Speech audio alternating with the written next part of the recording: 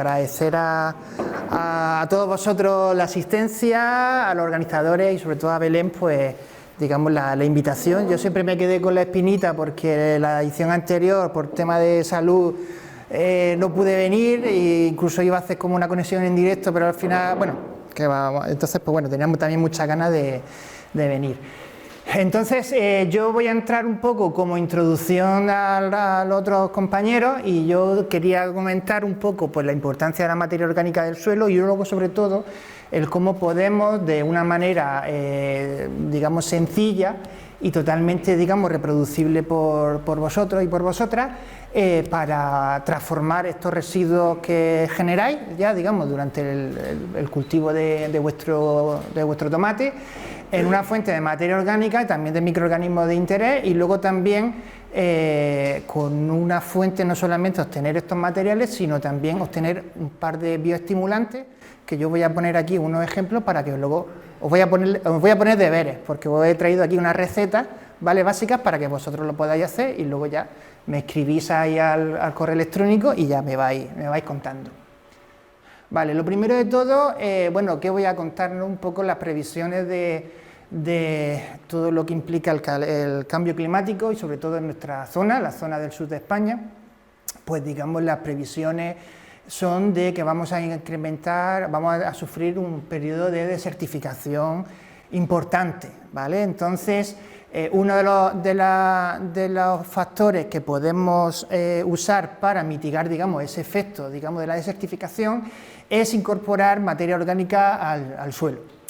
Se sabe desde hace más de 100 años, hay mucha evidencia científica que la materia orgánica del suelo es un factor que está directamente involucrado en la fertilidad del mismo. ¿Por qué? Porque mejora todas las propiedades, estamos hablando de propiedades físicas, propiedades químicas y un tipo de propiedades que últimamente, en los últimos años, tienen mucho interés son las propiedades biológicas. Y ya veréis que en las otras dos charlas de los compañeros pues os van a introducir bastante.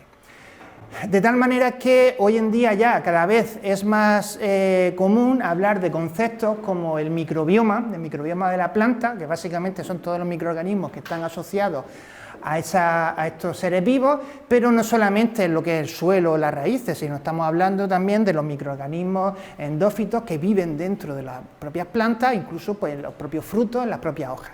Es más, incluso también empieza a ganar peso un concepto que es el holobionte. El holobionte básicamente es que los seres vivos no los podemos, digamos, reconocer como tal sin la componente microbiana que tenemos. De hecho, hay algunos estudios que dicen que 1 de cada 3 células de nuestro cuerpo es un microorganismo. Por lo tanto, los microorganismos son muy importantes en todos los seres vivos. Bien, ya os he introducido un poco la importancia de la materia orgánica en el suelo, incluso un poco pequeñas pinceladas de la importancia de los microorganismos, y ahora vamos al otro gran concepto, que es el tema de los residuos orgánicos. Ya sabéis que nuestra sociedad de consumo pues, se basa en un modelo lineal, es decir, cogemos recursos naturales, los transformamos, producimos bienes, esos bienes tienen un uso y al final terminan, después de su vida útil, terminan, digamos, desechando. En los últimos años se está tratando de fomentar un nuevo modelo de economía que es muy intuitivo porque es un modelo de economía circular con la idea, digamos, de utilizar menos recursos naturales y, digamos, ampliar la vida útil de los mismos, ya sea por reciclaje, reutilización, etcétera. Todo eso hace que, digamos, nuestra sociedad, con el crecimiento demográfico que lleva asociado, incluso también el desarrollo industrial, pues cada vez se produzcan más tipos de residuos, ¿no? Tanto orgánicos como inorgánicos, aunque a nosotros sobre todo nos van a interesar más los orgánicos. Esto puede hacer que en periodos muy concretos del año, por ejemplo, se obtengan una gran cantidad de estos residuos, incluso podamos tener una degradación del entorno natural. Si nos centramos un poco en la parte de los residuos orgánicos de lo que es la agroindustria y sobre todo relacionado con el tema del tomate, deciros que aproximadamente para producir unos 400 gramos de una salsa de tomate normal, pues prácticamente unos 80 gramos aproximadamente vienen de la pérdida de la producción, pérdidas, digamos, de los frutos y demás, o también otro tipo, digamos, de residuos orgánicos, ¿vale? Eso, ¿de dónde viene? Pues viene, gran parte viene de lo que es el propio fruto en sí, ya sea, pues, por ejemplo, los tomates que estén picados, o estén todavía verdes, o incluso también, pues, a lo mejor que se pueda, digamos, en el transporte, en la manufactura, vamos, en la transformación, etcétera, ¿vale? Pero sobre todo es en la parte, digamos, de la producción de los tomates, ¿vale? También es cierto que ese tipo de tomate, no todo lo que va, digamos, al consumo, a la parte, digamos, comercial, también se le puede sacar un partido, ya sea para obtener otro tipo de productos, ya sea, por lo mejor, pues, alimentación animal, etcétera, pero una parte muy importante son directamente, pues, los residuos que se quedan directamente en las propias plantas, ¿vale? Es decir, incluso tomates que no se recolectan porque no tiene, digamos, las propiedades características o las propias plantas en sí. El caso es que ahí tenemos una fuente, digamos, de residuos orgánicos, de materia orgánica y también de nutrientes muy interesante, ¿no? Como decía, esto, dependiendo, digamos, de los cultivos, en el caso, digamos, del cultivo de tomates, pues podéis tener una producción muy grande, sobre todo al final de la campaña, que, como decía, puede, digamos, generar cierto impacto ambiental, pero al mismo tiempo, si le damos la vuelta, podemos convertirlo en una fuente de materia orgánica y de nutrientes que podemos aprovechar para mantener y volver a incorporar en el suelo. Pero claro, como todo residuo orgánico, pues el suelo, antes de echarlo, pues tenemos que darle un tratamiento. Tratamiento biológico existen de diferentes tipos, ya sea compostaje, vermicompostaje o incluso digestión anaerobia. Yo voy a mencionar sobre todo los dos primeros, ¿vale? Bien, el primero de ellos, el compostaje. Seguro que todo esto ya lo sabéis, ¿no? Ya el que más y el que menos seguro que ha hecho compostaje y sabe lo que es, ¿no?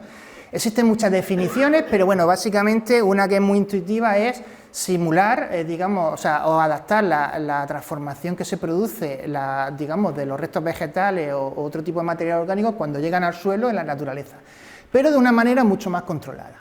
Es decir, es un proceso que biotecnológicamente es sencillo, es decir, podemos hacer compost fácilmente en nuestro huerto, en nuestra casa, pero también al mismo tiempo es altamente tecnificable, es decir, ahora mismo es una tecnología que está muy implantada en todo lo que es la gestión de los residuos, de los biorresiduos, de todos los restos de comida, ¿vale? Pues hay instalaciones que permiten transformar miles y miles de toneladas de forma diaria. Es un proceso sobre todo biológico, donde gran parte del protagonismo lo vienen los propios microorganismos que están, digamos, de forma inherente en esos residuos. Fruto de esa transformación, digamos, de parte de los microorganismos, de esa materia orgánica de los residuos, se genera una actividad metabólica que nosotros podemos medir fácilmente con un parámetro que es la temperatura. Una pila de compostaje, si la hacemos bien, perfectamente, y tiene unas dimensiones adecuadas, pues perfectamente puede estar en torno a 70 grados durante varios meses. Eso es muy interesante porque ayuda a la transformación de esa materia orgánica, incluso ayuda, digamos, a reducir o eliminar gran parte de microorganismos patógenos que pueden estar inherentes en esos residuos, sobre todo si utilizamos materiales orgánicos que pueden venir de pues, materiales fecales, tipo estiércoles o etcétera. Se define como un proceso aeróbico, es decir, necesita oxígeno sobre todo para transformar la materia orgánica y durante ese proceso pues, se producen una serie, digamos, de transformaciones que generan pues, vapor de agua, CO2, etcétera. Y al final terminamos con un material que todos conocéis que es el compost. Todo esto que os he dicho perfectamente se puede resumir viendo la secuencia de fotografías que veis aquí. Esta es una pila de compostaje que se hizo con residuos de alperujo mezclado con un estiércol de caballo y conforme avanza veis que la foto del final, que ya es el compost, pues nada tiene que ver, tanto física, incluso digamos químicamente, hablando con el residuo, digamos, original. Básicamente todo esto es un poco, lo tenía aquí resumido en forma, digamos, de infografía. Una cosa es una secuencia, digamos, temporal, donde se produce una liberación de energía, que nosotros podemos, como decía, verlo con la evolución de la temperatura. Una cosa muy importante es que al final de la masa de la pila hay una reducción, digamos, en el volumen, posiblemente aproximadamente en torno a un 40 o un 50%, digamos, de reducción. Hay algunos parámetros que podemos evaluar muy sencillos para poder ver cómo evoluciona el proceso. Por ejemplo, si medimos el pH, pues normalmente suele empezar con valores un poco ácidos y luego terminar, digamos, a valores un poquito más alcalinos.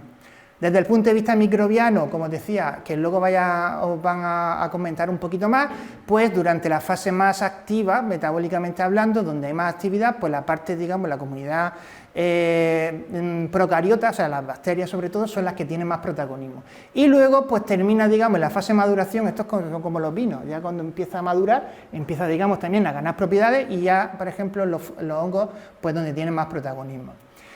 Al fin y al cabo, hay una transformación de esta materia orgánica en unos compuestos, en una matriz orgánica mucho más, digamos, compleja, más unificada, y con independencia, digamos, del residuo inicial que nosotros utilizamos, se va a producir una pérdida de las propiedades fitotóxicas del residuo.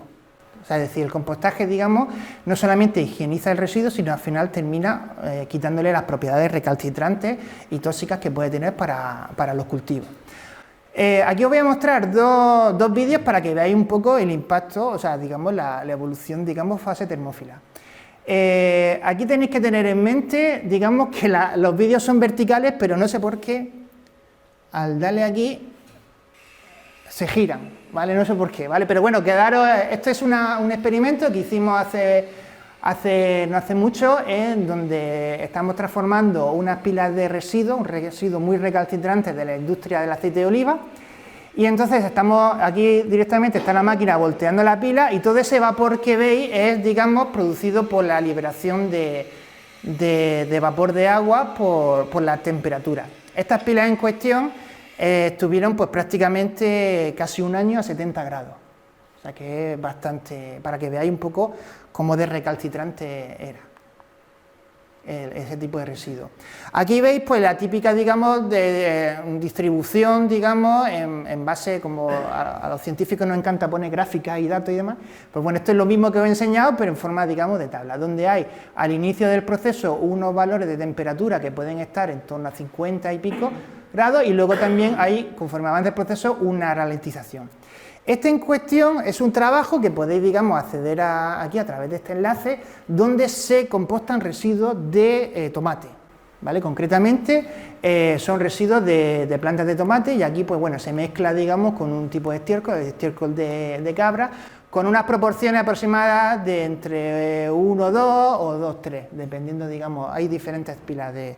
Quiero decir, este tipo de residuos de tomate, pues se pueden compostar, digamos, de una manera sencilla.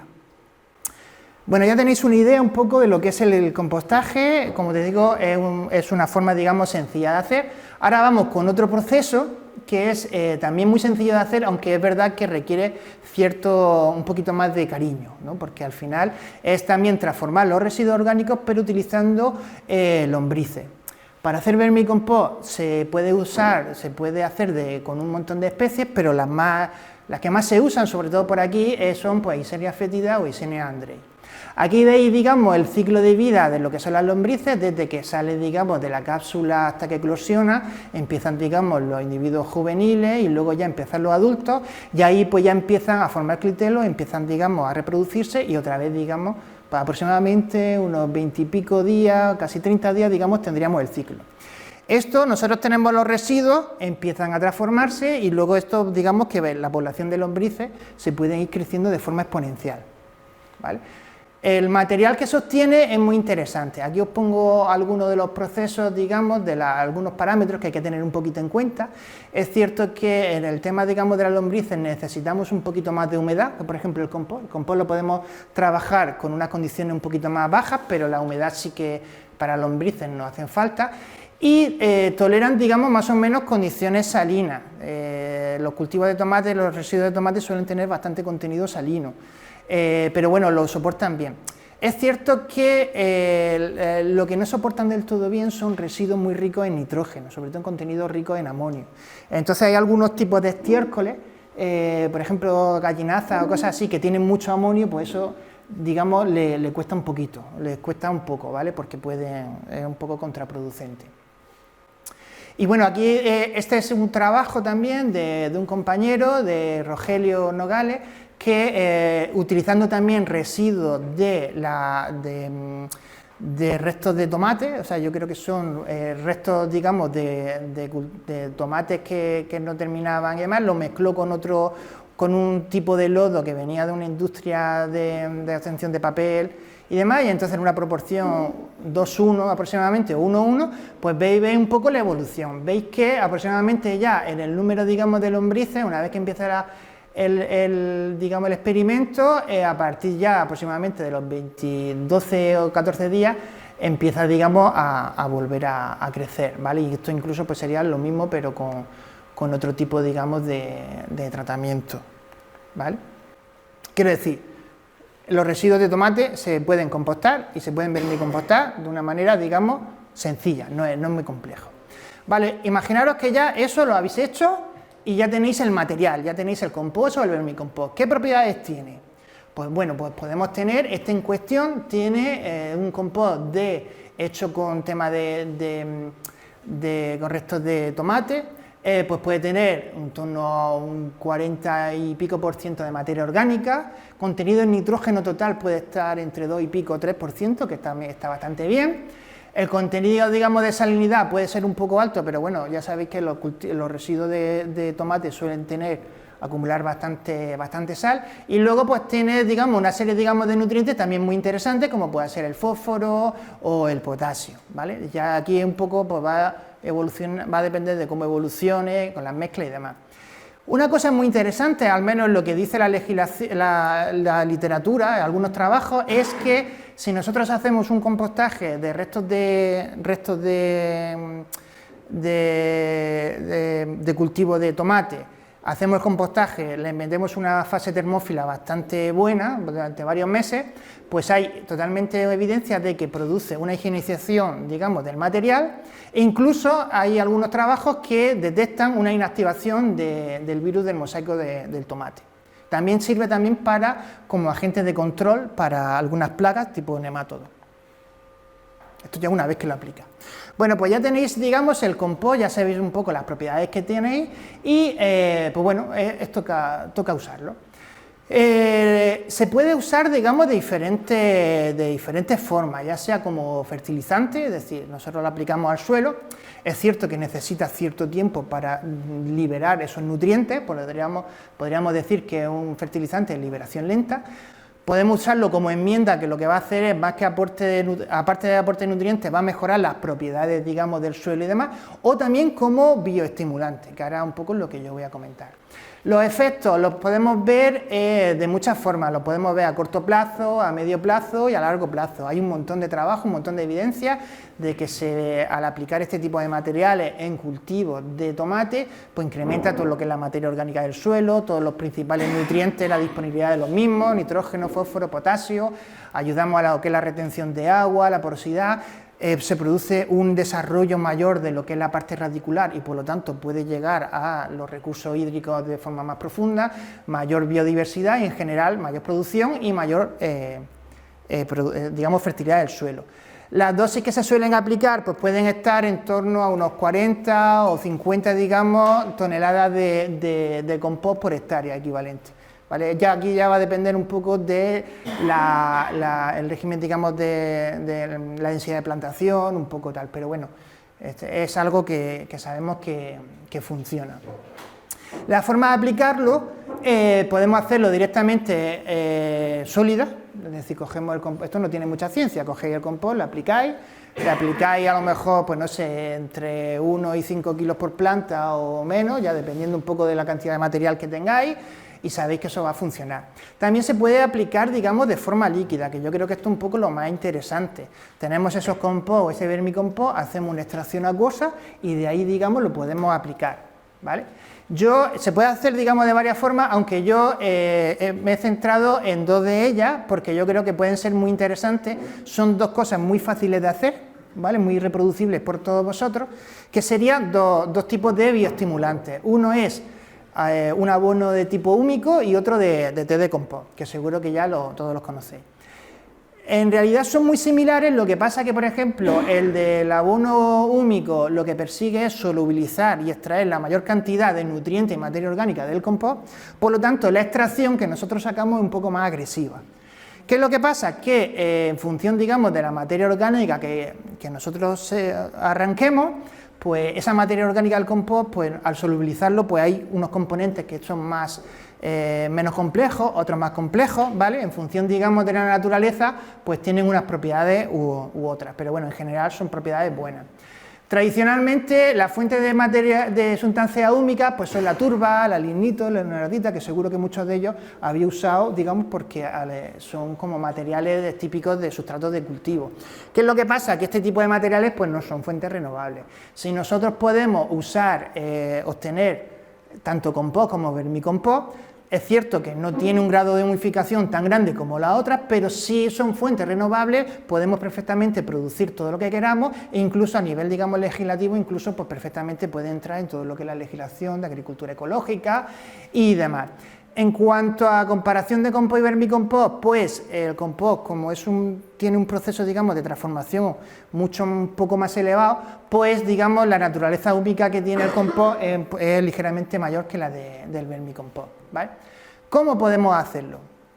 Pues muy sencillo, hay que tener en cuenta una serie, digamos, de cosas. Básicamente lo que tenemos que hacer es una extracción acuosa con un agente, digamos, alcalino, ¿vale? Tradicionalmente pues se puede usar, digamos, potasa y demás, pero también, por ejemplo, hay un recurso muy interesante y muy habitual que son las propias cenizas. Pues nosotros cuando tenemos cenizas, digamos, materiales vegetales, pues esas cenizas, si nosotros lo solubilizamos, pues eso podemos perfectamente obtener un líquido de pH de 10 o de 12, o sea, muy fácil de hacer y muy interesante. A la hora de hacer la mejor extracción podemos jugar con varios factores. Relación de extracción, es decir, la cantidad de compost que pones por el volumen que le metes, el tiempo de la agitación, la concentración de extractante, la cantidad de ceniza que le metes al líquido, y si incluso le metemos calor, ya sea pues utilizando agua caliente o si tenemos una placa calefactora, o incluso el tiempo de agitación, pues nos va a mejorar lo que es el proceso de extracción.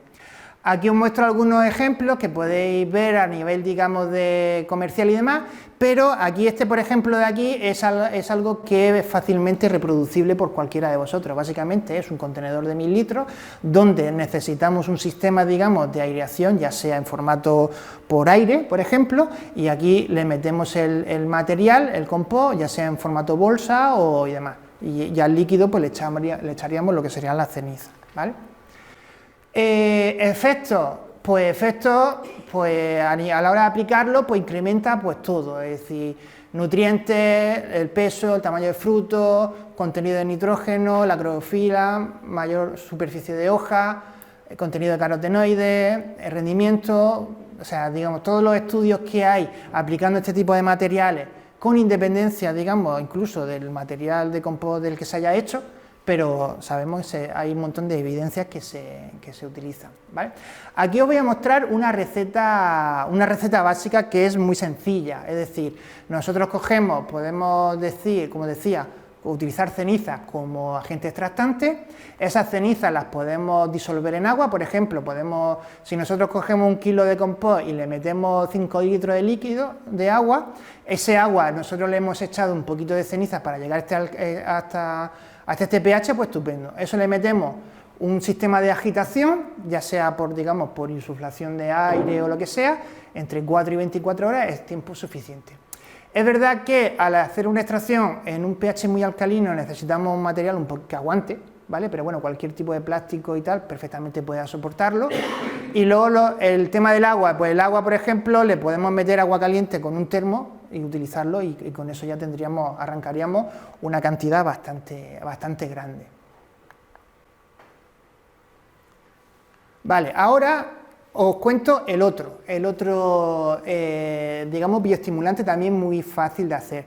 Aquí el enfoque es ligeramente diferente porque ya no es tanto la solubilización de toda la materia orgánica y los nutrientes del compost, sino también solubilizar la componente microbiológica que pueda tener, ¿vale? Por lo tanto, la extracción se hace, digamos, utilizando sistemas muy similares, pero, por ejemplo, tiene que ser en unas condiciones mucho menos agresivas. Por ejemplo, no tendríamos que utilizar ceniza, ni tampoco lo que son, digamos, temperaturas. Este tipo de materiales, que coloquialmente se conoce como té de compost, básicamente sirven, y hay bastante evidencia, digamos, de su uso, y de su efectividad, básicamente es, como decía, solubiliza, digamos, toda esa materia orgánica y los nutrientes, a los microorganismos que pueden tener en el compost, para, digamos, aplicarlo. El mecanismo exactamente de cómo funciona no se conoce del todo, ¿vale? Pero sí que la evidencia apuntan a que va por ocupación de nicho, es decir, tú aportas al suelo, a la planta, un contenido de nutrientes y de microorganismos, y esos microorganismos como contienen a raya, digamos, posibles digamos, plagas que pueda tener, sobre todo fúngicas. Funciona muy bien como tratamiento, digamos, preventivo de enfermedades fúngicas. Vale. Como decía, aquí pues podéis jugar un poco con toda la misma, esto que os he dicho, con unas condiciones mucho más sencillas, más livianas. Esencial es utilizar un material bien hecho, es decir, tenéis que utilizar un compost y un vermicompost bien maduro, ¿vale? Porque si utilizamos un residuo medianamente compostado, pues ¿qué es lo que pasa? Que podemos solubilizar también los microorganismos que no son beneficiosos, ¿vale? Efectos, pues bueno, hay un montón de evidencias que pueden controlar digamos, a nivel preventivo, pues la aparición o el efecto de patógenos fúngicos tipo Fusarium, Rhizoctonia, Phytophthora, etcétera. Y luego, como decía, también se puede solubilizar una carga componente microbiana que puede, digamos, ayudar a los cultivos de tomate, pues todo lo que es la biofortificación, fitoestimulación, incluso la tolerancia a diferentes estreses, ya sean bióticos abióticos, etcétera, etcétera. Y aquí os pongo también la receta básica, ¿vale? También se coge con agua. De esto hay mucha información por internet para poder, digamos, reproducirlo. Pero básicamente coges el compost, haces como si estuviera haciendo un té, pero un poco en unas condiciones un poquito más grandes. Se puede usar una proporción 1:20. Se le puede echar algún tipo de aditivo o algo que, digamos, que reactive o active un poco la parte microbiana, pero tampoco abusar mucho, es decir, como mínimo no llegar al 0,5%, porque si no luego al final podemos tener un problema. El sistema de aireación digamos, con burbujeo, y lo dejas pues agitando durante varias horas, ¿vale? Aquí os he mostrado, digamos, aquí ya es donde vienen los deberes. Aquí hace unos años se publicaron una receta, digamos, donde tenéis tanto para el tema del compost como del vermicompost, el cómo hacerlo. Es un poco el mismo rollo que yo he soltado, pero un poquito más en detalle, ¿vale? También de una forma, digamos, muy sencilla de hacer, ¿vale? Os digo un poco así cómo se van haciendo. No sé, yo creo que hay para todo.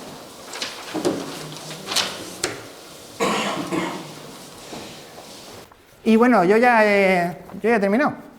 Si tenéis cualquier duda, pues ya me lo vais comentando, y ya, pues si lo quieres por aquí. Bueno, y ya está. Y el que quiera, el que se anime a esto, pues luego que me cuente. Bueno, como decía, muchas gracias por invitarme de nuevo.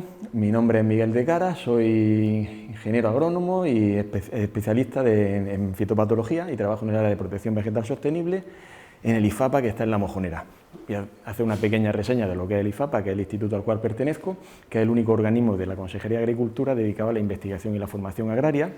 Dependemos absolutamente de la Junta de Andalucía, de la Consejería de Agricultura, y hay 15 centros repartidos por toda la geografía andaluza. De esos 15 centros, en cada provincia, pues tienen una especialización. Aquí en Málaga hay mucha especialización en subtropicales, aunque también se trabaja con hortícolas.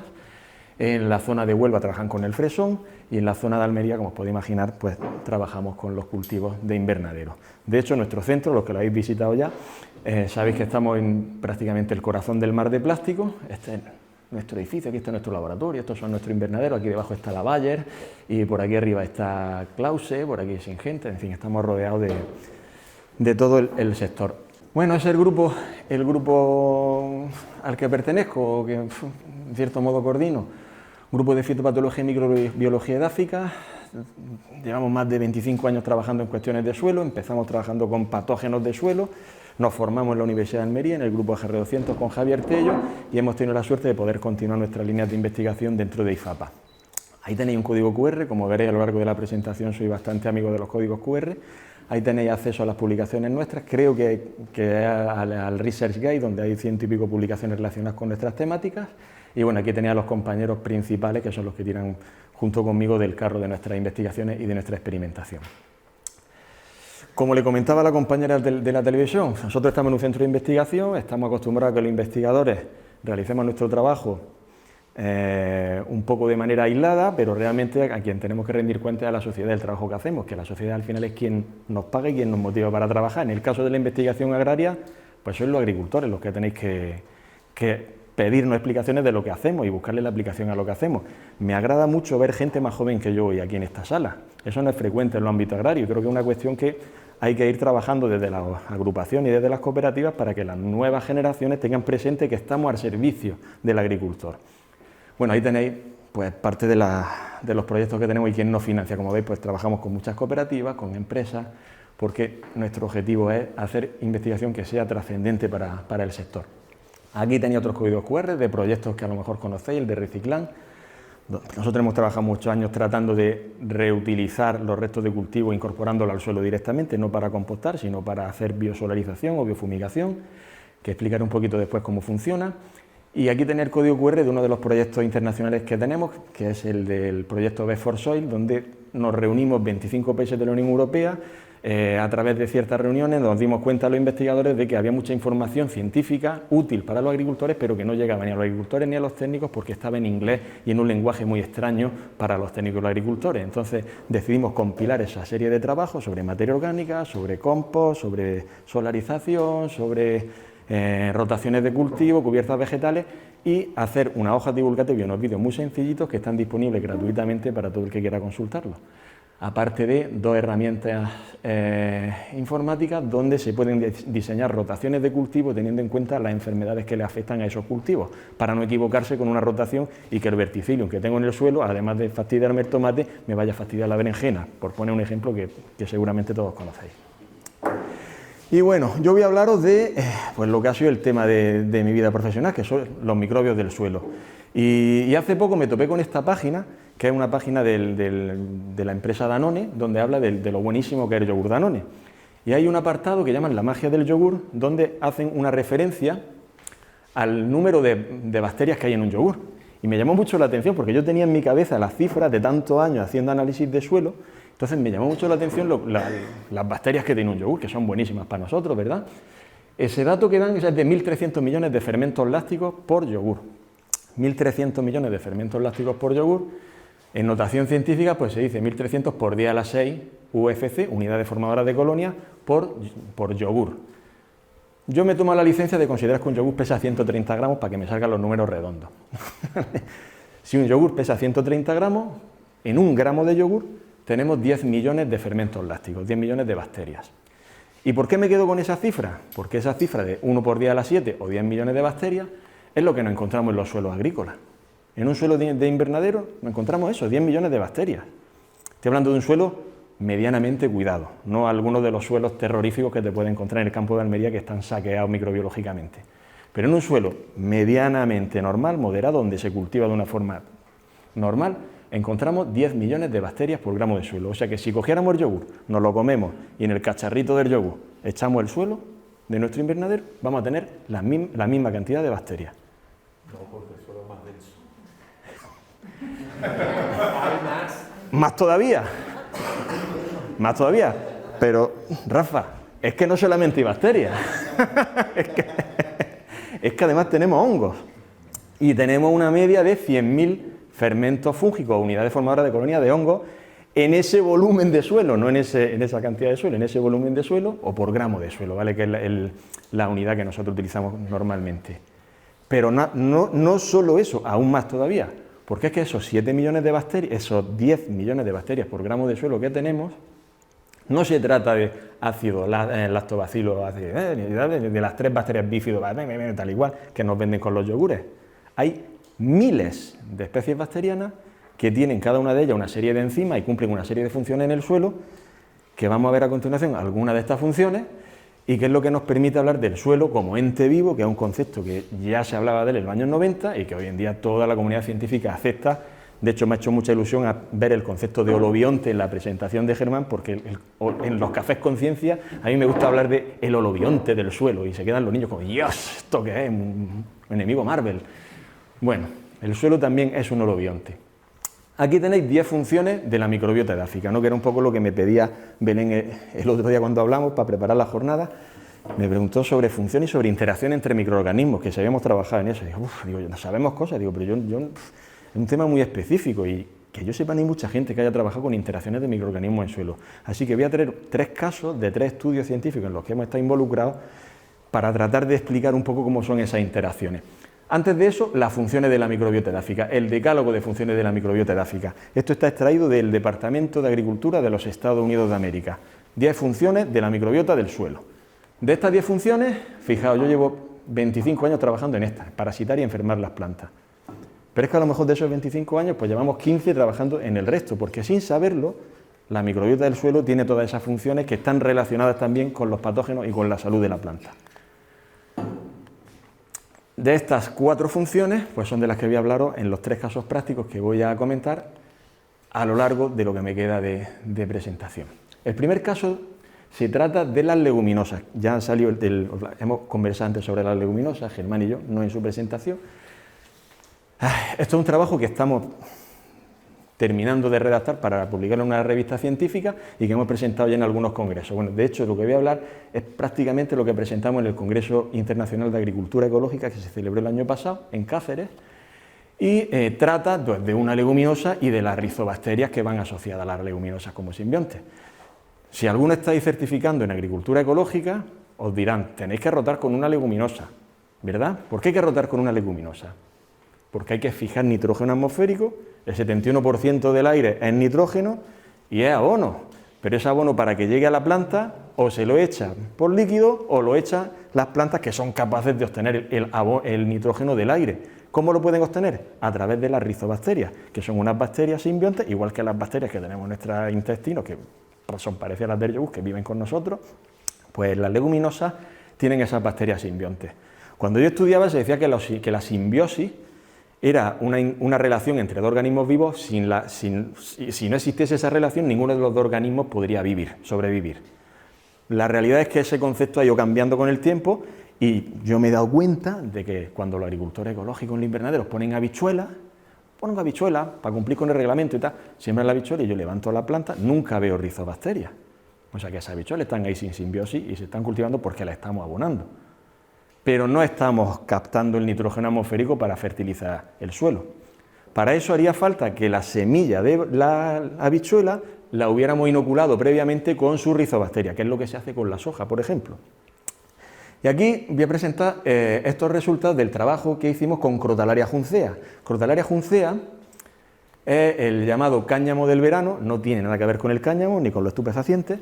Es una planta que se utiliza como abono verde y que a nosotros nos interesa mucho porque es una planta que no es hospedante de meloidogine, del nematodo de la batatilla. Entonces a nosotros nos interesa ponerla en verano o en primavera o cuando sea, porque el tiempo que está esta planta en el suelo no se multiplica el nematodo, sino que se muere, se va muriendo. Bajamos el inóculo de meloidogine. Pero hay de ahí que nos dimos cuenta de que era una leguminosa. Y entonces dijimos, bueno, ¿y si la leguminosa esta la inoculamos con su rizobacteria y la cultivamos o la cultivamos sin la rizobacteria, ¿habrá diferencia?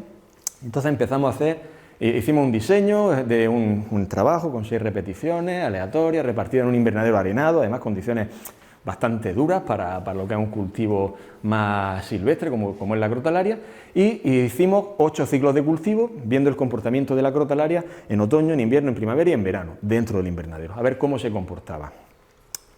Si tenéis interés en saber cómo se cultiva, me lo podéis consultar después o lo hablamos por teléfono, cuando queráis, porque hay detallitos a la hora de plantar la crotalaria que son interesantes para que podamos obtener la mayor cantidad de biomasa posible, porque cuanta más biomasa produzcamos, si eso lo enterramos en el suelo, más abono vamos a obtener.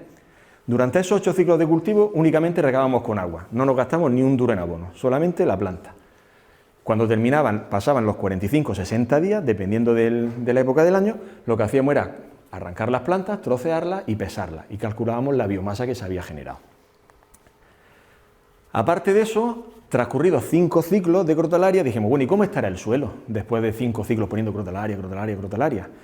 ¿Cómo estará el suelo donde hemos inoculado con la rizobacteria? ¿Y cómo estará el suelo donde no hemos inoculado con la rizobacteria? Entonces analizamos el suelo por los nutrientes físico-químicos, por los valores físico-químicos y también por la microbiota, tanto cultivable como por metabarcoding. Y bueno, estos son los resultados de producción de biomasa. El mismo invernadero, repartidas las crotalarias, inoculadas y no inoculadas, en el mismo sitio se sembraban inoculadas y no inoculadas, inoculadas y inoculadas, ciclo tras otro. Primer ciclo, empezamos con la crotalaria, pues no teníamos mucha maña y obtuvimos poca biomasa. 1 kilo en la crotalaria con su bacteria inoculada y 830 gramos por metro lineal en la crotalaria sin inocular, sin diferencias significativas, no había diferencias. Obtuvimos la misma biomasa, la misma producción. Ciclo de invierno, se nos fueron a tomar por saco, hizo mucho frío, problema de marras por falta de enraizamiento y no tuvimos casi nada de crotalaria, un desastre. Ciclo de primavera, de marzo a mayo, aquí ya empezamos a ver diferencias entre la crotalaria inoculada y la no inoculada. 1 kilo 200, bueno, si lo estáis viendo, o quizás desde atrás no, 1 kilo 240 gramos de biomasa en crotalaria inoculada frente a 0,75 kilos, 750 gramos en la no inoculada. Pero es que en el verano encontramos ya una diferencia muy grande de biomasa. Con el mero hecho de inocular con la bacteria, la propia crotalaria pues obtenía más nitrógeno, si es que es razonable, entonces pues vegetaba más y generaba más biomasa. Aquí estamos hablando ya que casi sacábamos 3 kilos con la inoculada frente a no llegábamos a 2 kilos en la no inoculada. Y al año siguiente se reprodujeron más o menos los mismos resultados, nuevamente en verano, obteniendo las mayores producciones para la crotalaria. Conclusión, la crotalaria es un cultivo que va muy bien en verano, de mayo a julio dentro del invernadero da igual, la crotalaria aguanta mientras se le está regando y genera mucha biomasa. Y melidogine mientras no se me está multiplicando en el suelo, eso sí. Eso en cuanto a la biomasa. Aquí tenía una foto de las raíces, estas son raíces arrancadas el mismo día. Esta es sin inocular, veis que las raíces no tienen ningún nódulo y esta es la inoculada. ¿Veis cómo están los nódulos? Recuerdan a la batatilla, recuerdan a melidogine porque está un poquito seca ya la raíz, pero cuando levantamos la raíz está fresca, fijaos cómo son los nódulos, son blanquitos, tirando a rosa, son muy bonitos, no tienen que ver con los daños por nematodos. Esta es la rizobacteria esto lo habréis visto, seguramente en guisantes, en beza, lo habréis visto, ¿verdad? Lo que no habréis visto a lo mejor es tanta cantidad, tanta concentración, porque de forma espontánea las semillas que no son híbridas o que no están tan procesadas, pues tienen algún resto siempre de rizobacteria, incluso son capaces de capturar algo de rizobacteria que hay en el suelo. Nosotros hemos encontrado plantas con rizobacteria en invernaderos donde nunca se habían plantado antes leguminosas con rizobacteria. Entonces, eso nos dio que pensar, bueno, pues lo mismo la rizobacteria permanece en el suelo. Bueno, aquí tenéis fotos del aspecto de la crotalaria en los diferentes momentos del año. En otoño, nada, ni flores. En invierno, nada, mucho menos. En primavera ya empezamos a ver flores y en verano es que llegaba al plástico la planta. ¿Qué sucedía en el suelo? Bueno, pues en el suelo, a los 5 ciclos de cultivo, analizamos el suelo y no encontramos rizobacteria, ni en la parte no inoculada, ni en las parcelas inoculadas. Todo esto con sus 6 repeticiones, con sus subrepeticiones, etcétera, etcétera. Pero cuando analizamos la rizosfera o el suelo rizosférico, es decir, cogemos las raíces y la tierrecilla que está pegada, la primera capa de tierrecilla pegada a la raíz, la analizamos, donde no está inoculada no encontramos prácticamente nada de Bradyrhizobin, pero fijaos dónde está el inóculo, claro, ahí está Bradyrhizobin, está en la raíz. Está en la raíz, pero no está en el suelo. A un simbionte, posiblemente esa rizobacteria, cuando no esté con la planta viva, desaparezca. Es una cuestión que no hemos resuelto y que a lo mejor es objeto de otro trabajo en el futuro. Conclusioncilla, la fijación de nitrógeno de las leguminosas depende enormemente de la simbiosis efectiva entre la planta y la rizobacteria. Así que si queréis fijar nitrógeno, que no sea solo por cumplir con el reglamento de agricultura ecológica, utilizad semillas con su rizobacteria, si podéis, porque no siempre es fácil, pero si podéis, utilizar la rizobacteria. Segundo caso de estudio. Mi madre, como yo digo, tricoderma es como mi madre, sirve para todo. Tricoderma sirve para protegerse el fusarium, para protegerse la rizoctonia, te promueve el crecimiento, te solubiliza el fósforo, te mejora las condiciones de la rizosfera y es muy popular. Vamos, en 2025 quien no conozca tricoderma es que no conoce la agricultura. Voy a hablar de un trabajo que hizo el grupo de investigación, estaba yo en aquel momento fuera, pero participé en el proyecto también con tricoderma actuando como promotora del crecimiento en semillero. Fijaos, el trabajo consistió en eso. Se sembraban semillas de tomate, de pimiento y de pepino de forma separada en dos tipos de sustrato. Por un lado se utilizaba un sustrato mineral, sin materia orgánica, cero materia orgánica, vermiculita. Parecía la perlita la conocéis, los sacos de perlita, parecía la vermiculita, es una arcilla expandida, tiene otra textura, pero una arcilla también, con cero materia orgánica. Y también hicimos la siembra de las 3 especies vegetales en un sustrato de semillero, el sustrato que se utiliza en un semillero, donde hay turba rubia, turba negra, fibra de coco, un sustrato de semillero, rico en materia orgánica. Y a esas macetas pusimos las plantas, con sus repeticiones, se repitió en el tiempo, etcétera, etcétera, pero a esas macetas añadíamos tricoderma. Tricoderma longibrachiatum, era la especie con la que trabajamos. Y la inoculábamos a 3 dosis distintas de tricoderma, a un 1%, 5% y 10% respecto al volumen, una dosis alta, una dosis para semillero, para que las plantas lleguen a la bandeja del agricultor muy bien colonizadas por la tricoderma. Bueno, evaluamos distintos parámetros de vigor de la planta a los 30 días. A los 30 días de salir las plantas se sacaban, se medía la altura, el peso fresco, el peso seco, la longitud de la raíz, etc. Aquí tenéis los resultados comparando los sustratos sin la tricoderma. Como era esperable, esto es altura y esto es peso seco. En el tomate, donde las que se habían criado en el sustrato, pues habían crecido mucho más que en la vermiculita. En el pimiento igual, en el pepino igual, y habían producido más biomasa, es lógico, por eso se utiliza sustrato en los semilleros y no se utiliza otra cosa, como la vermiculita. Pero ¿qué pasaba cuando añadíamos la tricoderma? Pues lo primero era lo esperable. Cuando al sustrato de semillero añadíamos tricoderma, conforme más tricoderma añadíamos, más se promovía el crecimiento de la planta. ¿Ves? El pimiento, esto de altura, pues era más grande. El tomate era más grande, el pimiento era más grande, el pepino era más grande, más o menos. El pepino es el que peor respondía a la tricoderma, pero también se veía un incremento, aunque ligero, pero se veía un incremento. ¿Pero qué pasaba cuando inoculábamos la tricoderma en la vermiculita? Esperábamos ver algo similar y lo que encontramos fue justo lo contrario. A más tricoderma, menos crecía la planta, se quedaba enratonada. O sea que la tricoderma competía con la planta, o generaba una reacción en la planta de defensa y la planta se paraba, o son hechos empíricos a los cuales no hemos continuado haciendo trabajos para dar la explicación, pero es un resultado muy interesante y que podemos asociar a la presencia de la materia orgánica en el sustrato. O sea, la tricoderma al final se tiene que nutrir de algo. Si la raíz está produciendo sus azúcares, sus exudados radiculares, una vez que ponemos la raíz en el suelo cambia, porque ahí empieza a haber alegría. Las raíces producen azúcar y ahí crecen bacterias, crecen hongos, crecen nematodos, Claro, pues la tricoderma tiene ese azúcar, pero a lo mejor está chupando el azúcar de la planta y le está exigiendo a la planta que produzca más exudados, o sencillamente el abono, el poquito abono que se estaba echando en las macetas, se le está comiendo la tricoderma. Aquí tenéis una foto del pimiento, veis el tamaño, el número de hojas que tenía en 30 días y fijaos la ridiculez de pimientos que teníamos donde habíamos echado la tricoderma con la vermiculita. Arriba sustrato, tricoderma, abajo vermiculita, tricoderma. Conclusioncilla, pues la eficacia de la aplicación de tricoderma está directamente relacionada con el sustrato usado para el desarrollo del hongo y de las plántulas.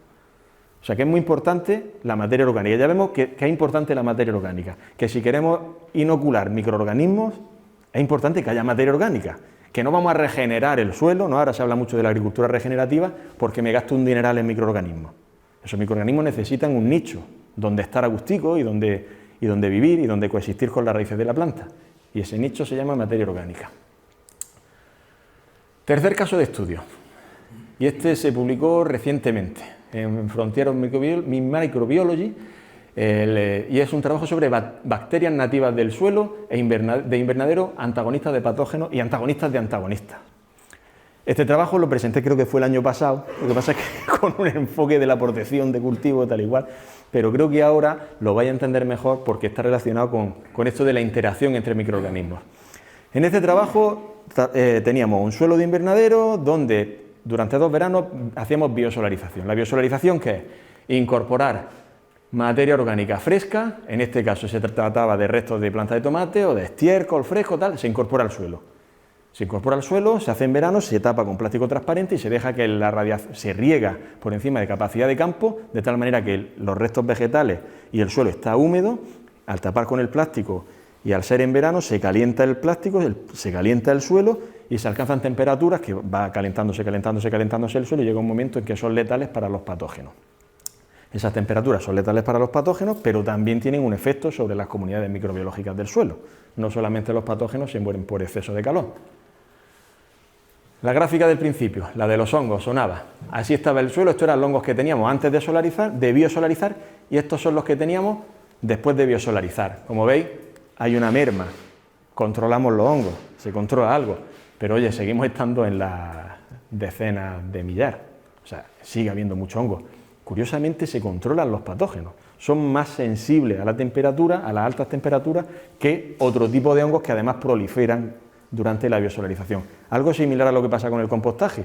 En el compostaje no se esteriliza el compost, proliferan una serie de microorganismos que están adaptados a esas condiciones tan duras del compost. Pues cuando solarizamos un suelo, cuando biosolarizamos un suelo pasa igual, seleccionamos una fracción de la microbiota, de los microorganismos que están adaptados a esas condiciones. Ponemos el cultivo de tomate. ¿Y qué pasa al finalizar el cultivo de tomate? Pues que se recuperan los niveles de hongos. Al poner una raíz en el suelo y al regar, aquello es alegría y felicidad. ¡Guau! Las raíces llaman a los microorganismos se multiplican y toda una cadena. Hay bacterias, las bacterias se alimentan de esos azúcares de las raíces, hay nematodos bacterióvoros que se comen a esas bacterias, cuando se mueren los nematodos hay hongos que se comen a esos nematodos, que comen entre comillas, esos hongos también se van muriendo, se los van comiendo otros nematodos que son fungívoros y al final el suelo en cuestión de 3 semanas lo tenemos más que estudiado. En 3 semanas se recuperan los niveles del hongo en el suelo, a no ser que hayamos hecho alguna barbaridad, algún cañonazo, que no se trata de eso. Fijaos, el segundo año hizo más calor y bajamos bastante más la población de hongos que había en ese suelo. Pero después otra vez se recuperó con el tomate. Con bacterias, pues pasa algo parecido, caen, se recuperan, caen, se recuperan. Pero claro, esto es la magia de la ciencia, de los científicos, ¿no? Cambiamos la escala de la gráfica ¡oh! Y ya parece que es que no pasa nada con las bacterias. Estamos ahí en los millones de bacterias por gramo de suelo. Después de biosolarizar el suelo estamos en 5 o 6 millones de unidades formadoras de colonias de bacterias por gramo de suelo. ¿Qué bacterias son las que tenemos ahí? Bueno, fijaos, estos son pues algunas de las gráficas de los análisis de metabarcoding. ¿Qué os llama la atención aquí? Aquí tenemos suelo invernadero. Llama la atención el mosaico, ¿verdad? Parece una jarapa de Níjar, ¿no? Ahí todo guapas. Pero a mí lo que me llama la atención es el color amarillo chillón. El amarillo chillón destaca. ¿Qué es el amarillo chillón? El amarillo chillón son Bacilliaceae. Son un tipo de bacteria que producen una espora de resistencia y que soportan muy bien el calor y esas condiciones inhóspitas del compostaje o de la biosolarización. Los bacilos. Esto es un análisis de funcionalidad de las bacterias que hay en el suelo. Al finalizar el cultivo de tomate, en los 2 años vimos que había una serie de bacterias que eran prevalentes, que tenían una presencia mayor al finalizar el cultivo cuando se comparaba con la situación al empezar el cultivo. Y las bacterias que eran prevalentes eran las proteobacterias, y aquí no aparece, pero sobre todo había un grupo de bacterias que era muy relevante al finalizar el cultivo, que son las bacterias que están relacionadas con el ciclo del nitrógeno. Las nitrobacterias, las nitrosomonas, las bacterias del ciclo del nitrógeno, durante el cultivo se van multiplicando exitosamente. ¿Y qué pasa cuando desinfectamos el suelo? ¿Cuáles son las que prevalecen con la biosolarización? Pues lo que os decía, Bacillus y Rhodotermia, que son un tipo de bacterias que no son cultivables y que no conozco, porque son como los fantasmas, no la he visto, pero pues tienen su ADN ahí en el suelo y cumplirán su función. Bacterias termófilas, tienen que soportar temperatura elevada. Fijaos, si es que cuando seleccionamos, hacemos el análisis sometiendo la muestra de suelo a 70 grados centígrados durante 1 hora, un golpe de calor bueno, siguen sobreviviendo estas bacterias. ¿Y qué es lo que nos encontramos? Pues muchas bacterias que son beneficiosas. Y entonces dijimos, bueno, esas bacterias que sobreviven a la biosolarización serán antagonistas de los hongos patógenos. Y dijimos, pues vamos a probarlo. Para esto se hacen unos ensayos de confrontación donde se pone en una placa Petri la bacteria, se hace una siembra de la bacteria, que son estos puntitos, se deja unos días que crezca un poquito la bacteria y transcurridos esos días se siembra el hongo, se pone aquí el hongo y entonces se deja el hongo crecer. Lo normal, si no hay antagonismo, es que el hongo pase por encima de la bacteria, le da igual la bacteria. Pero si la bacteria es antagonista, segrega una serie de metabolitos, una serie de antibióticos o de sustancias que inhiben el crecimiento del hongo, ¿vale? Esto es mitiquísimo para los que trabajamos en microbiología de suelo. Bueno, pues ese tipo de trabajo lo hicimos confrontando queríamos hacer 100 bacterias, pero se me murieron 5, así que lo hicimos al final con 95 bacterias aisladas de esos suelos, frente a Coletotrichum glosporoides, que los obtuvimos de aceitunas con anthracnosis, Fusarium proliferatum, patógeno de espárrago, Oxysporum raicis cucumerinum, patógeno de pepino, Botrytis cinerea, polífago, en este caso lo sacamos de tomate, de hojas de tomate, y Phytophthora cassis, polífago también, en este caso de calabacín. Hicimos la confrontación de las bacterias frente a esos patógenos, un buen número de patógenos. Pero alguien dijo, bueno, ¿y si yo echo tricoderma ahí en ese suelo, o tengo tricoderma, qué le pasa a la tricoderma? ¿También habrá antagonismo de esas bacterias con tricoderma? Pues vamos a probarlo. Entonces, compramos varias tricodermas, Arcianum, Longibrachiatum, Asperellum, Atropirides y Paecilomyces lilacinus también, que es un hongo que se utiliza para el control de nematodos. ¿Y qué es lo que obtuvimos? ¿Qué resultados obtuvimos? Pues que de las 95 cepas, 37 de ellas fueron antagonistas. Una tercera parte de las bacterias que nosotros aleatoriamente seleccionábamos eran antagonistas. Y de esas 37, 30 fueron antagonistas frente a hongos patógenos. 19 frente a beneficiosos y 13 de ellas eran antagonistas frente a los dos. O sea, frente a patógenos y frente a beneficiosos. Les daba igual. Mirad qué fotos más bonitas. Esta es Coletotrichum y esta es una de esas bacterias. Esto es Botrytis y esa es una de estas bacterias. No avanza el hongo, es que no había nada. Lo dejamos días y días y días, un mes, y el hongo nada, no se había muerto en esta zona. Y aquí tenéis Fusarium y otra bacteria, nada. Y aquí tenéis 3 tricodermas distintas y las bacterias como compiten con la propia tricoderma, no la dejan ni menearse. Hongo por hongo, ¿qué observamos? Pues que quienes más antagonistas tenían eran Coletotrichum y Botrytis. Curiosamente, hongos que aunque tienen una fase en el suelo, son hongos de la parte aérea. Y las que menos tenían eran los hongos del suelo. O sea que los hongos del suelo, evolutivamente, están preparados para hacer frente a esas bacterias que están en el suelo antagonistas. Analizamos las mejores de estas bacterias y la mayoría de ellas eran Streptomyces, actinobacterias. Algo que era esperable, pues los streptomicetos que tenemos en todos los suelos son los microorganismos que dan origen o que dieron origen a los denominados antibióticos de segunda generación, a las streptomicinas. Y son los que causan, eso yo siempre lo he escuchado, pero nunca lo he comprobado, ¿no? Son los que causan el olor tan bonito que tiene el suelo cuando se moja. Cuando se moja el suelo, dicen que es porque se activan los streptomicetos, los actinomicetos en general, y generan esos aromas que son polialcoholes, que también serán tóxicos, digo yo. Bueno, hay dos muy conocidos, dos streptomicetos muy conocidos por los agricultores, por vosotros seguramente. Uno de ellos es Streptomyces vermitili, que produce un antibiótico que es un antihelmíntico, que es la vermectina.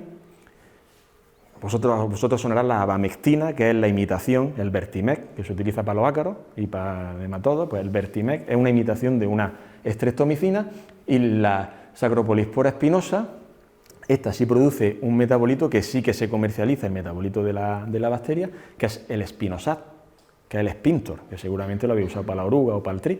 Pues ese es producto de una de estas streptomicetos. Pues esto lo tenemos en los suelos, tío, de Andalucía, porque hace calor y porque en verano se calientan y ahí están. Y encima los favorecemos si ponemos plástico. Bueno, como resultados que dejo en el aire para motivo de reflexión. Lo primero es que tenemos tantas bacterias o más en el suelo que en un yogur. Eso creo que es bastante importante tenerlo claro.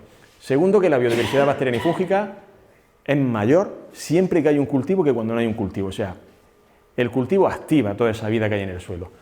Las funciones de la microbiota del suelo son numerosas. Yo he puesto ahí 10. Muchísimas funciones, si nos ponemos a estudiarlas. De hecho, no para de haber artículos científicos con funciones que realizan las bacterias y los hongos del suelo. La interacción entre rizobacteria y leguminosa es factible en un suelo hortícola y es necesaria para fijar nitrógeno.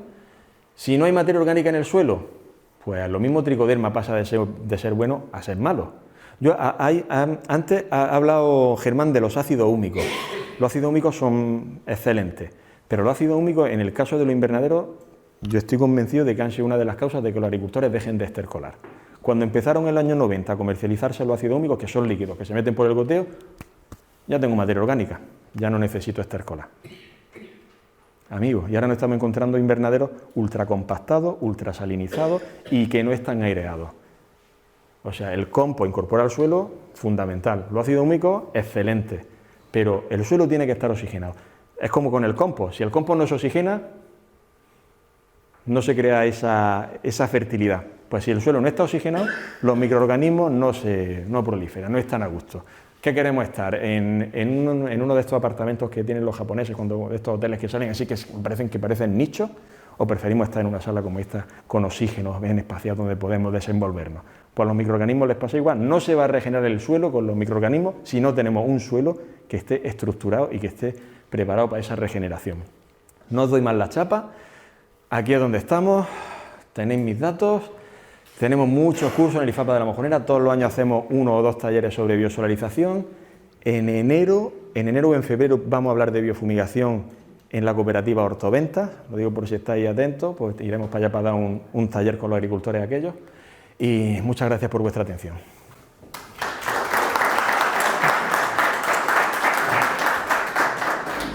Bueno, antes de comenzar me gustaría agradecer a los organizadores por brindarnos la oportunidad de participar en esta jornada.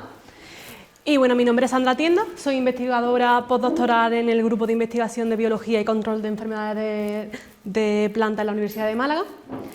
Y bueno, hoy os voy a hablar sobre las bacterias beneficiosas que viven en la rizosfera de las plantas y cómo la interacción de estas con las plantas pueden mejorar la salud del suelo e incluso el crecimiento de la propia planta, ¿vale?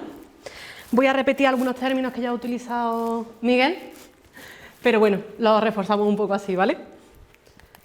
Bueno, en primer lugar, me gustaría aclarar qué es la rizosfera. La rizosfera es la zona del suelo que se encuentra estrechamente relacionada con la raíz de la planta. Como ha dicho Miguel, cuando sacamos la raíz de la planta, pues el suelo que se queda pegado en ella, ¿vale?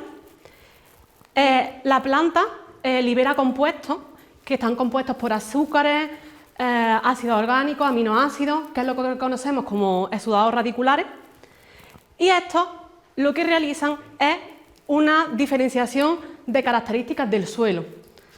Aquí podéis observar una tabla donde podemos ver las características del suelo propiamente dicho, que sería de esta zona hacia allí, ¿vale? Y de la rizosfera, que es el suelo que está estrechamente relacionado con la raíz, ¿vale?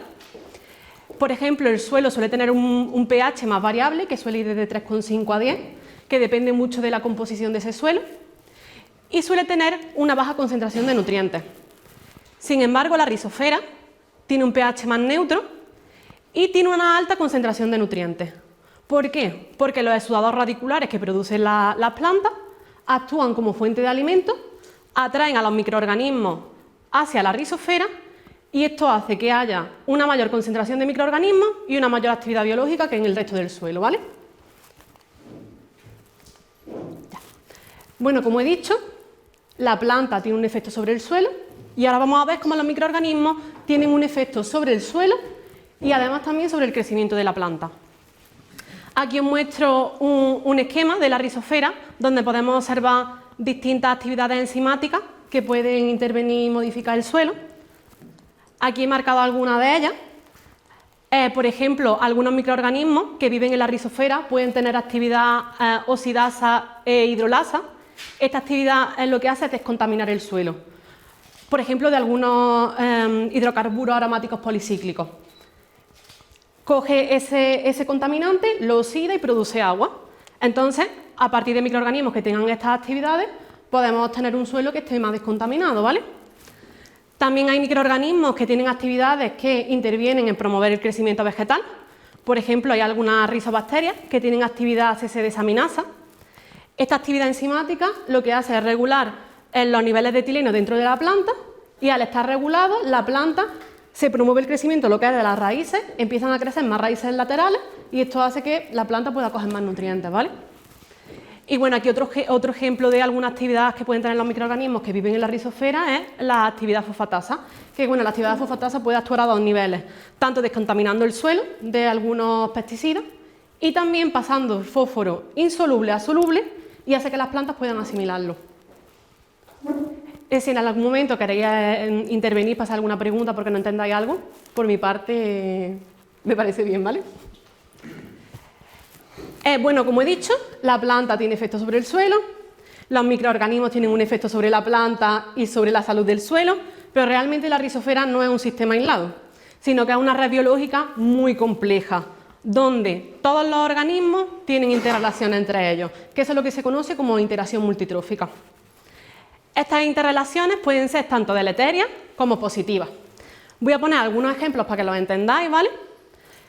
Por ejemplo, hay algunos nematodos que habitan en la rizosfera que pueden tener un efecto negativo sobre la planta. Por ejemplo, están los nematodos fitófagos, que aquí he puesto una fotito donde se puede ver que tiene un aparato bucal que se llama estilete, que es una especie de aguja. Este nematodo coloniza la rizosfera, se mete dentro de la planta, pincha las células de la planta y se alimenta. ¿Y qué efecto negativo tiene? Pues que forma una agalla, que no os confundáis con los nódulos que ha presentado Miguel, que esos eran beneficiosos, ¿vale? Sino que estos son perjudiciales porque no dejan a la planta coger agua ni nutrientes del suelo, ¿vale? También tenemos hongos beneficiosos en el suelo, por ejemplo, como la endomicrorriza. Aquí os muestro una foto donde, esto es microscopía confocal, ¿vale? El hongo está marcado con como verde fluorescente, entonces cuando lo ponemos bajo el microscopio podemos verlo de color verde. Y aquí observamos cómo las hifas van colonizando lo que es todas las células de la planta, se meten dentro de las células y forman unos arbúsculos, y esos arbúsculos son beneficiosos porque son capaces de transportar fósforo y nitrógeno que está insoluble, lo pasan a soluble y directamente lo pasan al interior de la planta y la planta lo puede asimilar, ¿vale? También tenemos interacción deleteria por parte de algunos hongos, como por ejemplo el hongo Fusarium oxysporum, que causa la fusariosis o marchitas vascular en plantas de tomate. Este hongo coloniza la raíz, entra en el interior y colapsa los haces vasculares del tomate y no deja que coja agua. Entonces la planta empieza a mostrar unos síntomas aéreos, empieza a marchitarse, a producir clorosis y puede llegar a la muerte de la planta. También tenemos bacterias tanto beneficiosas como patógenas. Por ejemplo, en el caso de patógenas está la bacteria Ralstonia, que es súper persistente en el suelo y en el agua y causa enfermedad a muchísimas especies de plantas, entre ellas el tomate, que causa la marchitis bacteriana. Y bueno, esta bacteria también invade los haces vasculares, los colapsa y hace que la planta se marchite.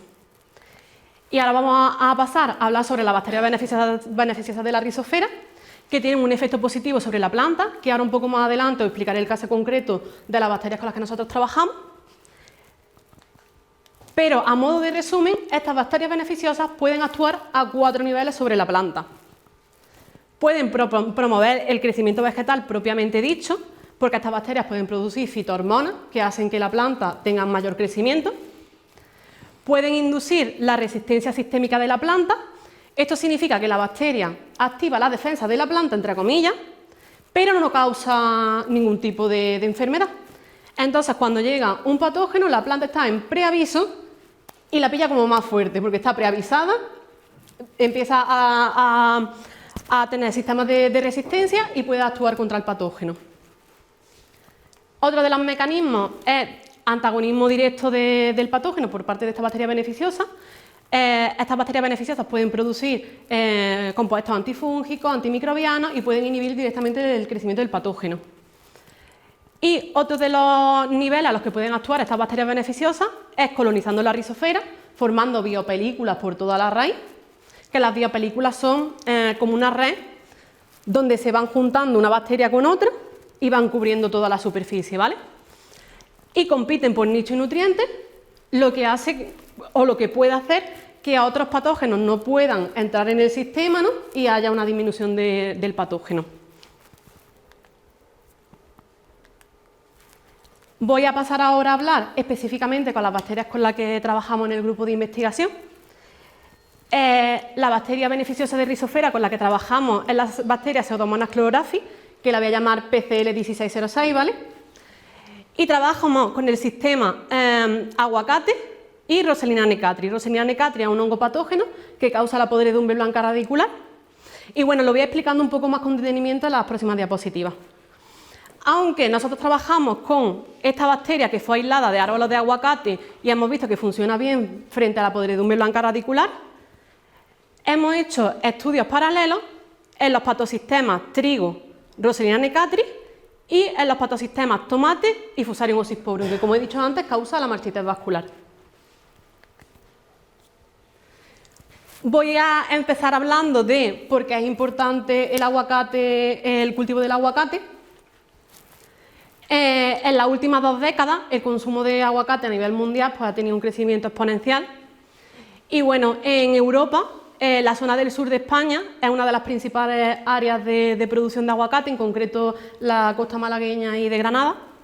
Y bueno, hasta hace 4 años la producción media anual era mayor a 42.000 toneladas. Desde el 2021 hasta ahora, esa producción ha disminuido muchísimo porque, como ya sabéis todos, había un periodo de sequía bastante grande, pero hasta entonces había una producción enorme. ¿Cuál es la peculiaridad del aguacate? Pues que sus raíces están bastante superficiales. El 70% del sistema radicular del aguacate se encuentra en los primeros 50 centímetros, por lo que hay una fácil accesibilidad a las raíces. El patógeno con el que trabajamos es Roselia necatris, que causa la podredumbre blanca radicular. Este patógeno, aparte de afectar al aguacate, afecta a muchísimas otras especies de plantas. Cuando crece en placa, tiene un aspecto algodonoso y blanco. Aquí podemos observar una foto de los síntomas que causa en raíz, que también se ve un micelio blanco y algodonoso que va creciendo por la superficie. Y una vez que el patógeno entra en el interior de las raíces, colapsa el xilema y empieza a causar unos síntomas aéreos. Aquí tenemos una foto de un árbol enfermo frente a un árbol sano y podemos observar que empieza a producirse clorosis de la hoja, empieza a marchitarse el árbol y en última instancia se puede producir la muerte. Aquí os muestro una foto de microscopía. Aquí podemos observar cómo esto de aquí son las hifas de Roselia necatris que van creciendo por toda la superficie de la superficie radicular del aguacate. Y aquí en esta foto de aquí hemos transformado el hongo como he dicho antes, de forma fluorescente, que se ve en color verde, y podemos observar también cómo crece por toda la superficie radicular. ¿Qué se ha hecho frente a este patógeno a lo largo de estas últimas décadas? Pues ha habido un control a nivel químico, que es el uso de fungicidas. ¿Cuál es el problema? Que los fungicidas que han probado no están permitidos su uso en el área mediterránea y en este cultivo, ¿vale? Por ejemplo, en Japón funcionaba muy bien el fluacinam, pero aquí no podemos usarlo en los cultivos de aguacate. Otra aproximación del control de esta enfermedad es el control físico, que por ejemplo se ha usado la solarización del suelo, que funciona a priori bien, pero el problema es que en las capas más profundas del suelo puede haber patógenos y al cabo del tiempo proliferan. También se han llevado a cabo algunos tratamientos o algunos controles genéticos. Por ejemplo, se han probado distintas variedades que fueran resistentes a estos patógenos. A nivel cultural se han aplicado enmiendas. En el caso del aguacate se ha probado la cáscara de almendra compostada, que ha tenido unos buenos resultados. Y bueno, nosotros nos vamos a centrar en el tratamiento biológico. Como he comentado antes, en este cultivo leñoso sí que es factible porque la superficie radicular, lo que es el sistema radicular, se encuentra en la superficie. Pero en otros cultivos leñosos esto no es posible porque la raíz está muy profunda. Entonces, si tú aplicas por riego, la bacteria no llega, pero en el caso del aguacate sí, ¿vale? En nuestro grupo de investigación se llevó a cabo un programa para seleccionar microorganismos que fuesen beneficiosos y controlasen esta enfermedad. ¿Cómo se hizo eso? Fuimos a fincas de aguacate que estaban afectados por la podredumbre blanca radicular. La podredumbre blanca se va extendiendo como en forma de parche porque van pasando de raíces infectadas a raíces sanas, entonces se van transmitiendo de un árbol a otro y encontrábamos dentro de esos parches que estaban afectados por la podredumbre algunos árboles que estaban sanos. Se cogieron muestras de la rizosfera de esas plantas y se procesaron, se aislaron bacterias, ¿vale? Que aquí tenemos una foto de algunas de las bacterias que se aislaron, y se probó el antagonismo frente al hongo patógeno. En nuestro caso, pues, poníamos una gotita de la bacteria, ¿vale? Y observábamos como había algunas que inhibían el crecimiento del patógeno. Por ejemplo, aquí tenemos una que no tiene antagonismo y el patógeno crece por encima. Una vez que teníamos una selección de las que tenían inhibición ante, que inhibían el crecimiento frente a Roselia necatris, realizamos antagonismo con otros hongos patógenos de suelo. Probamos Phytophthora, Rhizoctonia, Pythium, Sclerotium y Fusarium oxysporum. De casi todas las bacterias que se probaron, la gran mayoría eran del género Pseudomonas y en concreto esta de aquí, que es con la bacteria que nosotros trabajamos, que es la bacteria 1606, como he dicho antes, mostraba un gran antagonismo frente a todos estos hongos. Aquí, por ejemplo, tenéis una foto del antagonismo frente a Fusarium oxysporum, que es el patógeno que afecta al tomate, ¿vale? Que como he comentado antes. Tras ver cuáles eran las bacterias que tenían antagonismo, sabemos que funcionan en placas, pero ¿son capaces de controlar la enfermedad en la planta? Fue el siguiente paso que hicimos, ¿vale? Cogimos plantas de aguacate de 2 meses de edad, realizamos ensayos en invernadero, se inocularon las raíces de estas plantas con las distintas bacterias que tenían potencial antagonista y se inoculó posteriormente el patógeno Roselia necatris. Y observamos, aquí por ejemplo tenemos el control donde no se pusieron bacterias y solo estaba el patógeno, ¿vale? Observamos cómo había una disminución bastante grande de la enfermedad cuando se aplicaba la bacteria esta que he llamado antes 1606. Dijimos, ¿las bacterias que se aíslan de las raíces de aguacate y tienen un efecto beneficioso podrán tenerlo también en otros patosistemas? Pues efectivamente sí. Cogimos plantas de tomate, las inoculamos de igual forma y en vez de con Roselia necatris, con Fusarium oxysporum que causa la marchitis vascular, ¿vale? Y observamos que también disminuía muchísimo la enfermedad con respecto al control. Una vez que habíamos visto que funcionaban en los dos patosistemas, bueno, esto es como un recordatorio de las actividades beneficiosas que tiene esta bacteria, ¿vale? Tiene antagonismo, como hemos visto, tiene control biológico en tomate y aguacate y también hicimos unos ensayos que se llama quimiotaxis. ¿Qué es quimiotaxis? Ponemos la bacteria aquí en medio, ponemos aquí unos quimiotrayentes, que en este caso pusimos unas gotitas de sudados radiculares y también pusimos gotitas de sudados del hongo patógeno. Y observábamos cómo la bacteria se movía activamente hacia estos exudados. ¿Qué explica esto? Que la bacteria la puedes poner por riego, detecta tanto a la raíz como al patógeno, va nadando hacia la zona y lo puede colonizar, ¿vale? ¿Qué fue lo siguiente que hicimos? Aplicarla por riego. Ahora, aplicarla por riego tanto en plantas de aguacate como en plantas de tomate. Bueno, la bacteria previamente la transformamos con el pigmento este fluorescente que he dicho que se ve en verde, ¿vale? La aplicamos por riego, fuimos a las plantas, cogimos las raíces y fuimos al microscopio. Efectivamente, la bacteria era capaz de colonizar la superficie radicular, tanto de tomate como de aguacate, y formaba pues estas biopelículas que hemos hablado antes, que son las redes que se van juntando una bacteria con otra y van llenando la superficie radicular. Además, también lo probamos en el sistema completo, es decir, poniendo Roselia necatris, la bacteria y el aguacate, fuimos a microscopía de barrido y podemos observar cómo la bacteria, que son estos puntitos de aquí pequeñitos, es capaz de colonizar la raíz y también la hifa del patógeno. Es capaz de colonizarla y causarles daño. El siguiente paso, ya habíamos hecho ensayos en invernadero con plantas más pequeñitas. Quisimos hacer unos ensayos con plantas comerciales de 2 años de edad de aguacate. Y en vez de un invernadero cerrado con las condiciones muy controladas, realizamos los ensayos en un invernadero umbráculo, que tiene, como las zonas de los laterales están abiertas, entonces la temperatura es la que hay en el exterior, la humedad también. Lo único que tiene una pequeña malla, pues para evitar roedores y otro tipo de cosas que puedan dañar la planta, ¿vale? En este invernadero umbráculo pusimos por riego tanto la bacteria beneficiosa, que es 1606, y posteriormente también inoculamos el patógeno.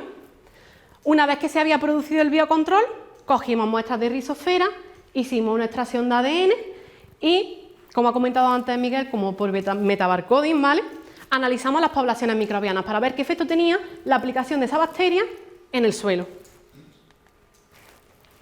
Bueno, como veis aquí se ven las escalas de los síntomas de la enfermedad en plantas ya un poco más grandes de aguacate. Y bueno, podemos observar que tanto en plantas pequeñas de invernadero como en estas plantas más grandes también es capaz de controlar la enfermedad. Como he dicho, cogimos muestras de aquí, hicimos un análisis de las poblaciones y ¿qué fue lo que vimos? Comentar que cada color de aquí es, digamos, una bacteria, un orden taxonómico distinto, ¿vale? Observamos que durante el control biológico, cuando aplicamos la bacteria, que es esta barrita de aquí, no cambian mucho las poblaciones bacterianas con respecto a la zona donde no se inoculó.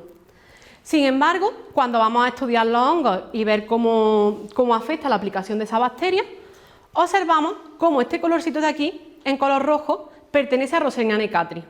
Y observamos que donde no se aplicó, la abundancia es mucho más grande que donde se aplicó la bacteria.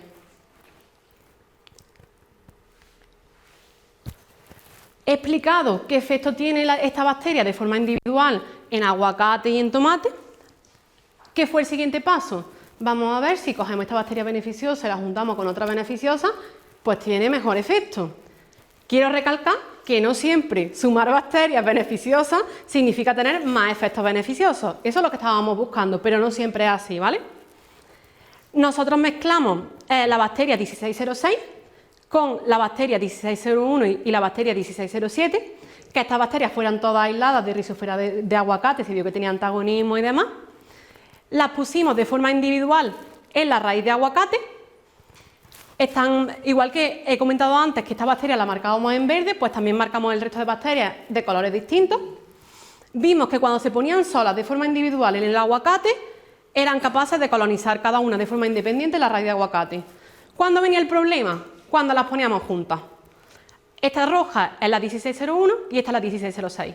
A lo largo del tiempo, a lo largo de 28 días, se mantenían bastante estables, pero sin embargo esta bacteria a lo largo del tiempo empezaba a caer. De hecho, cuando nos íbamos a microscopiar con focal, como podéis observar, esto es una ampliación, solo vemos bacterias rojas y azules. La verde se había caído, ¿vale? ¿Qué significaba? Que esta bacteria no sobrevivía, que las otras la desplazaban y aunque fueran las tres beneficiosas, no convivían las tres juntas. ¿Qué decidimos hacer?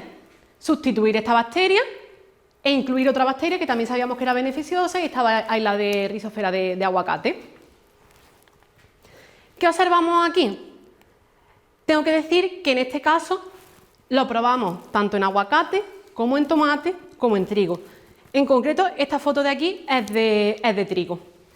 En el caso de este nuevo consorcio, vimos que sí que era compatible, que se encontraban las tres en la raíz y que formaban las biopelículas mixtas.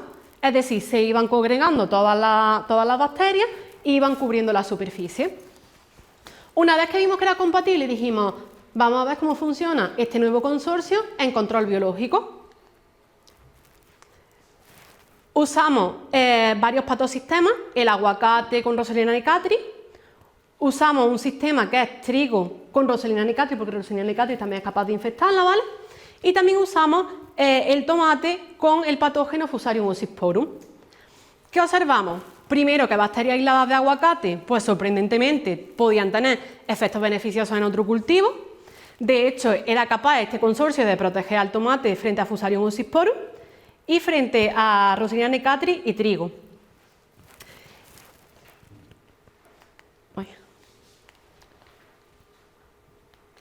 Una vez que vimos que efectivamente tenían control biológico, decidimos probarlas frente a distintos estreses abióticos. Probamos tanto tomate como aguacate y probamos tres estreses: altas temperaturas, probamos sequía y probamos salinidad.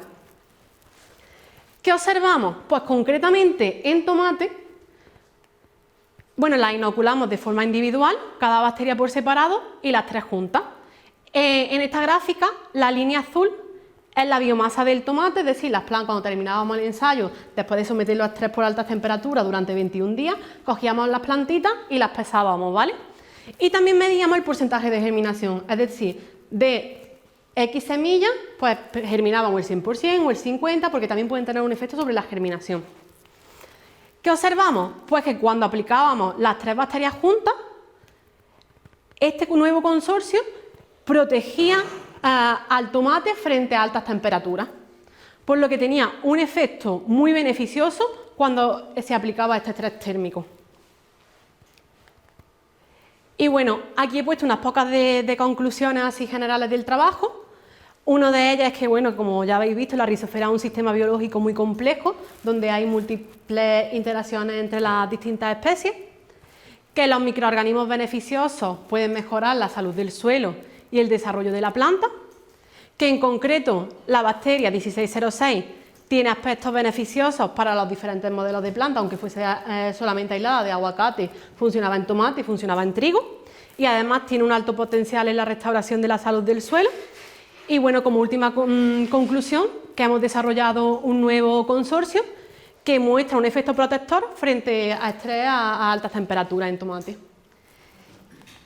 Bueno, aquí os muestro a nuestro grupo de investigación. Aquí tenéis los correos de contacto por si queréis contactar con nosotros para algo. Y bueno, pues muchas gracias por vuestra atención y si queréis hacer alguna pregunta, pues